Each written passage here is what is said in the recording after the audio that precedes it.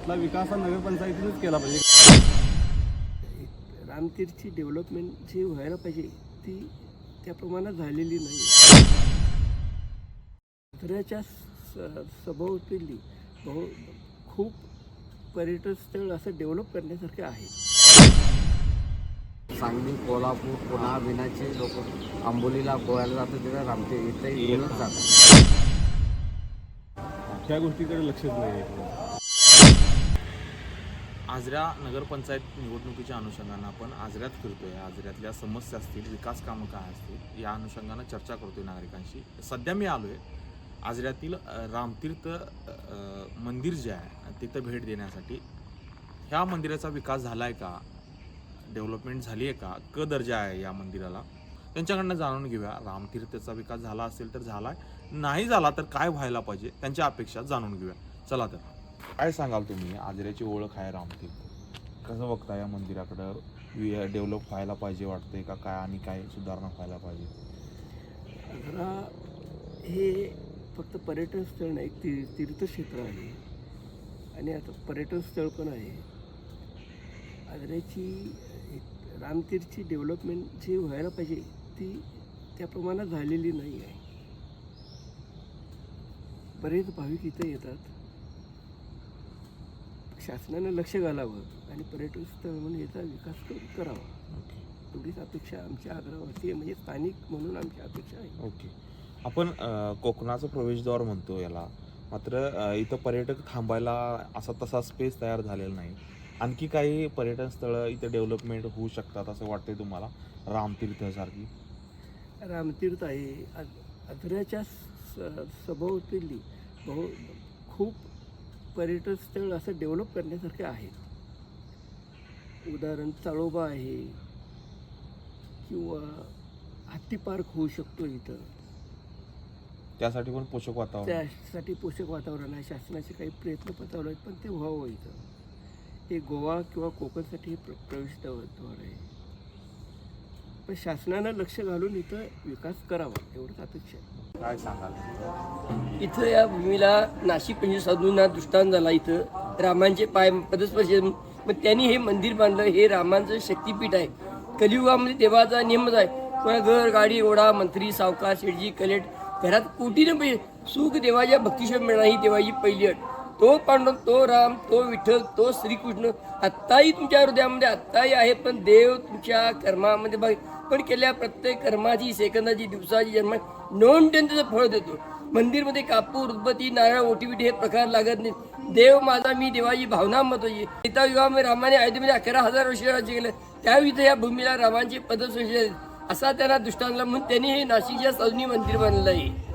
आणि हे संपल्यानंतर येणार सतयुग 17,28,000 वर्षाचं क्षेत्र म्हणून आहे, अजून डेव्हलप व्हायला पाहिजे वाटतं का? गेल्या अनेक वर्ष हे आहे असं आहे. हे आहे. हे होत नाही. इथल्या लोकांची मानसिकताच नाही आहे. प्रॉपर लोकांची मानसिकता नाही मानसिक बदलायला पाहिजे असं वाटत नाही मला. वाटतं. आम्ही जीव तुडून मी 5:30 रात्री 7 इथे झाडलोट करत असते. काय नाही, मानसिकताच नाही. फक्त आता कसं आलंय, जन्माचा बर्थडे, लग्ना बर्थडे, मरणा बर्थडे ह्याला मेशी त्याला देवधर्म ही 80% लोक करतच नाहीत. आणि त्यामुळे हे झालेलं नाही. नाही झालं. हे खरं तर करायला पाहिजे, कारण नाही, आजऱ्याची नाही, ओळख आहे नाही हो. रामतीर्थ म्हणून. नाही मानसिकताच नाही आहे. आणि हे कसं आहे, काय रोडची कामं करायची सगळं आवश्यक. ह्या कामं कोण बघत नाही. कोणी बघत नाही. आजऱ्यात पाजा आत्महत्या असते. काय नाही आजऱ्यात, काय नाही. देवानं बघत नाही. डेव्हलप व्हायला पाहिजे, परंतु ह्याच्यामुळे मदत कुठं मिळत नाही. आणि हे विलासराव नलवडे यांच्यामुळे सगळं झालेलं आहे. हे काहीतरी थोडाफार खर्च आम्ही करतो, कशासाठी हे करतो, डेव्हलप म्हणावं तसं झालेलं नाही. पण गेले अनेक वर्ष आहे असं आहे, इथली राजकीय उदासीनता लक्षात येते. राजकीय निधी मिळत नाही. त्याला थोडंफार निधी मिळाला पाहिजे. निधी मिळाला तर डेव्हलप होईल. आता ही झाडं बिडे लावलेले आहेत, ते किंवा हे केलेलं आहे, हे स्वामी विवेकानंदचं हे आहे, विलासरावांनी नमोदीने सगळे केलेलं आहे. आणि एक कचरा सुद्धा त्यांनी ठेवत, असं कचरा एक आम्ही त्याची स्वच्छता रोजची स्वच्छता आमची असते. आता तुम्ही इथं म्हणजे स्नान करायला आलेला हा रोज येतो रोज आजरेकर प्रवासी येतात आंबोलीला जाते येतात रामतीर्थ येऊनच जातात हां सगळे. हां हां आता पावसाळ्यात आणि परत चालू होईल हां पावसाळ्यात आता मागच्या पावसाळ्यात ते झालं ते सांगली कोल्हापूर पुणा विनाचे लोक आंबोलीला गोव्याला जातात तिथं रामतीर्थ इथे येऊनच जातात आणि दगडाचं आहे बाकी ठिकाणी नदीला वाळू बिळू का असते हे दगड संपूर्ण इथपर्यंत त्या पुलापर्यंत दगडाचंही आहे बरोबर आणि स्वच्छता सगळीकडे चांगली आहे. बरोबर मग तिथे डेव्हलप व्हायला पाहिजे निधी लागायला पाहिजे असं आणि वाटतं. निधी लागायला पाहिजे. कळवण पर्यटन स्थळ असून सुद्धा त्याप्रमाणे इथला विकास झालेला नाही. हां शासनाचा निधी येतो पण तो फक्त रस्ते आणि ते संरक्षण कठडे त्याच्यावरच खर्च होतो. इथं जे तुम्ही बघताय समोर तो पूल आहे किंवा हे मंदिर परिसराचा विकास आहे, मंदिराचा जीर्णोद्धार आहे, ह्या गोष्टीकडे लक्षच नाही आहे. इथं फिरायला येणाऱ्या किंवा सकाळी मॉर्निंग वॉकला येणाऱ्या पर्यटकांची संख्या खूप आहे. पावसाळ्यामध्ये तर लक्षणीय असते बरोबर पण त्याप्रमाणे विकास नाही आणि लोकांना सोयीसुविधा इथं नाही मिळत.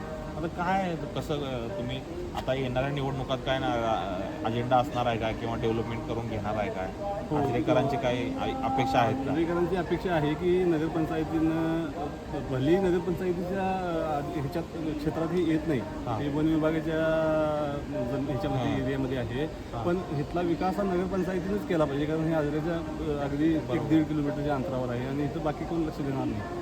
नगरपंचायत आणि नगरपंचायतीत येणारे लोकप्रतिनिधी यांनी याच्याकडे थोडंसं लक्ष दिलं पाहिजे. उदासीनता असून चालणार नाही. बरोबर लोक इथे येऊन जातात पण सोयीसुविधा नसल्यामुळं आणि थोडंसं विकास नसल्यामुळं लोकांचा थोडंसं फ्लो अजून कमी कमी आहे. तो आणखीन वाढेल जर इथं व्यवस्थितपणे मुलांना खेळण्यासाठी गार्डन किंवा बाकीच्या सुविधा आहेत जसे कठडे वगैरे पडलेले आहेत, रंगरंगोटी, मंदिराचा जीर्णोद्धार या गोष्टी झाल्या ना तर लोकांचा फ्लो वाढेल निश्चितच आणि पर्यटनासाठी खूप अतिशय सुंदर असा इथं तुम्ही म्हणजे बघितलं यातनं काही इन्कम पण जनरेट होईल नगरपंचायतीला.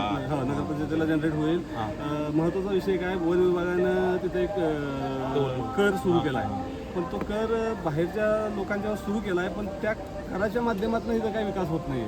त्यामुळं तो कर द्यावा लागतो आणि त्याप्रमाणे इथं तुम्हाला सुविधा नाहीत मग लोकांचा थोडासा बघण्याचा दृष्टिकोन बदलतो. बरोबर त्यामुळे त्या गोष्टीवरही लक्ष गेलं पाहिजे. नाही मंदिरामध्ये आल्यानंतर कसं की आपलं मन शांती बरोबर काय देवाच्या कृपेने सगळं चांगलं चालतंय काय आणि आमची श्रद्धा म्हणून आम्ही ते येते काय मी आता कमीत कमी 21 दिवस रोज येते इथे म्हणजे असं की मी हे केलं देवासाठी तर 21 मी माझं बोलणं वगैरे देवाच्या कृपेने चांगलं हवं. मी सुद्धा काम करते आणि बघा ते देवाच्या कृपेने काय होते म्हणजे आता मला सांगा मंदिर हे गेले अनेक वर्ष असंच आहे इथं काय विकास कामं व्हायला पाहिजे वाटते का म्हणजे पर्यटक येतील जास्त किंवा इथं तसं आता म्हणजे एवढं ते झालेलंच आहे हां पण अजून व्हायला पाहिजेत म्हणजे लोकांची जरा सोय चांगली होईल असं यानं व्हायला पाहिजे.